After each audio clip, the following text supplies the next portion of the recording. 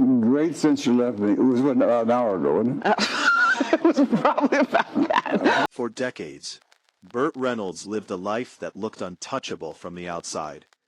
He had the kind of charisma that couldn't be taught, the kind of confidence that made every role feel effortless, and a career that seemed to run on pure momentum.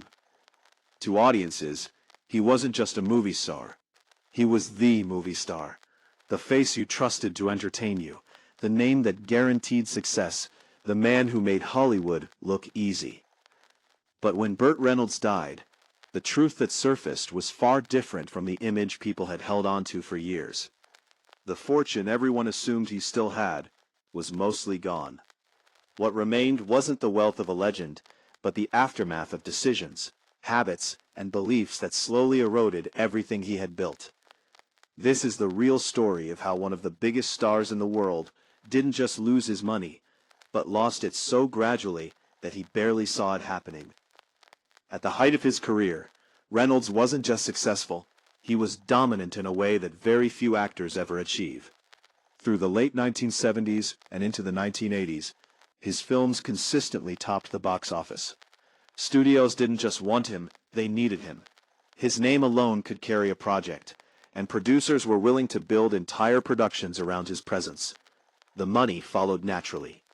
Huge paychecks became the norm, not the exception. And more importantly, they kept coming.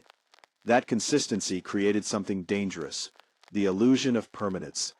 When income feels predictable, it stops feeling temporary.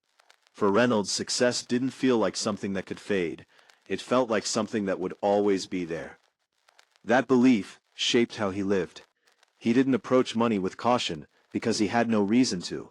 Private jets weren't extravagances, they were conveniences. Multiple homes weren't risks, they were symbols of success. Spending wasn't something to think about, it was simply part of the lifestyle that came with being Burt Reynolds. And perhaps most importantly, he didn't monitor his finances closely. He trusted that whatever happened, his career would always provide a way out. If something went wrong, he could just work more. If an investment failed, another movie would cover it. That mindset didn't feel reckless at the time. It felt logical, based on years of experience where things had always worked out. But the cracks began forming long before anyone noticed. Some of his business ventures started to lose money, particularly in areas where enthusiasm replaced careful planning. Restaurant investments, for example, seemed promising on the surface, but quietly drained millions.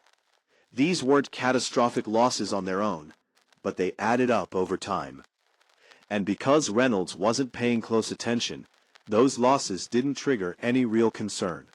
They were just background noise, easily ignored, because the income from his acting career still felt strong. What he didn't fully realize was that the industry itself was beginning to change. Hollywood was shifting toward new faces, new styles, and a different kind of leading man. The roles that had once come to him automatically were no longer guaranteed. Younger actors were emerging, and studios were becoming more cautious about where they placed their money. Reynolds wasn't suddenly out of work, but the consistency he had relied on for so long was starting to fade. And because his entire financial structure depended on that consistency, even a small shift began to have a much larger impact. Then came the turning point that accelerated everything: his personal life. His marriage to Lonnie Anderson had been highly publicized, filled with glamour and attention. But behind that image, the relationship was increasingly strained. When it finally collapsed, it didn't happen quietly. It became a very public, very expensive legal battle that would leave a lasting mark on his finances. The divorce settlement required substantial payments, including alimony, legal fees, and the division of valuable assets. And perhaps the most damaging part wasn't just the cost, it was the timing. This wasn't happening during the peak of his career. It was happening when his earning power was already becoming less reliable. The safety net he had always depended on was weakening at the exact moment he needed it the most. For the first time, Reynolds found himself in a position where the money going out was greater than the money coming in. He later admitted that he struggled to keep up with the payments, even borrowing money from friends just to meet his obligations. That moment alone revealed how fragile his financial situation had become. The public nature of the divorce also came with consequences that went beyond the courtroom. The constant media attention affected his reputation in ways that weren't immediately obvious, but proved costly over time. Endorsement deals disappeared. Opportunities that might have once been automatic began to slip away. At the same time, projects he was involved in started to fall apart, removing steady sources of income he had relied on. It wasn't one dramatic loss, it was a series of smaller ones that together created a much bigger problem. To keep up, Reynolds began selling pieces of his life.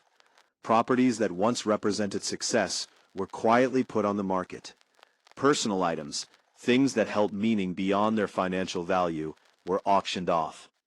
Even his beloved dinner theater, something he had invested in out of passion, had to be sold. It had never been particularly profitable, but it had mattered to him. Letting it go wasn't just a financial decision, it was an emotional one, and yet it was necessary.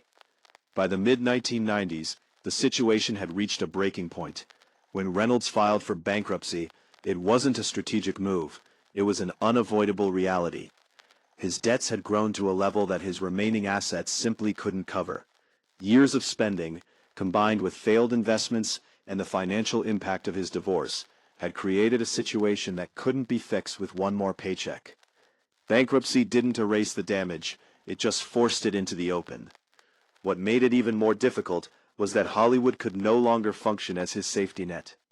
The roles he was offered were different now, smaller, less consistent, and far less lucrative. His health also became a factor, making studios hesitant to take risks on him. Even when he worked, the income wasn't enough to rebuild what had already been lost.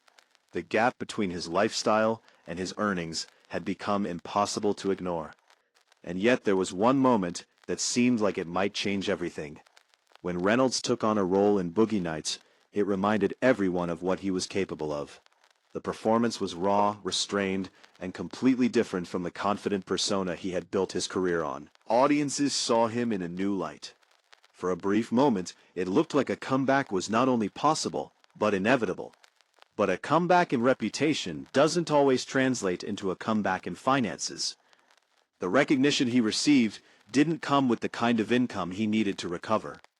His debts were already too large, and the years of financial damage couldn't be undone by one successful role. Opportunities that might have followed didn't materialize in the way many expected. What could have been a turning point became more of a reminder, a glimpse of what might have been, rather than a path forward. In his later years, Reynolds began to see things differently.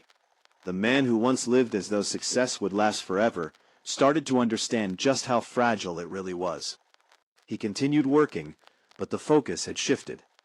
It was no longer about maintaining a certain image or lifestyle. It was about stability, about making sure that what remained could be protected. That perspective became especially clear in how he approached his family, particularly his son. Despite rumors over the years, Reynolds made deliberate choices to ensure that his son would be taken care of. He structured his estate in a way that prioritized long-term security, even if it wasn't immediately visible to the public. In interviews, he spoke about his son with a level of pride that felt deeply personal. It wasn't about fame or legacy in the traditional sense. It was about something much more meaningful. When Reynolds passed away, the ending of his story felt unexpectedly quiet. There was no massive public farewell that matched the scale of his earlier fame. Even his burial was delayed, surrounded by uncertainty and questions that were never fully answered. For someone who had once been at the center of everything, the silence felt almost surreal. And maybe that silence reflects the truth of what really happened. Because Burt Reynolds didn't lose his fortune in one dramatic moment. There wasn't a single bad decision that destroyed everything. Instead, it was a slow erosion caused by spending without limits, trusting success to fix every problem, investing without enough caution, and facing personal challenges at exactly the wrong time. Each piece on its own might have been manageable, but together, over time, they became impossible to overcome. In the end, The real reason Burt Reynolds died broke wasn't because he failed. It was because he believed he couldn't. For too long, success had protected him from consequences, and that protection made it easy to stop paying attention. By the time he realized that success wasn't permanent, the damage had already been done. And that's what makes his story so powerful. It's not just about money. It's about the danger of believing that what you have today will always be there tomorrow.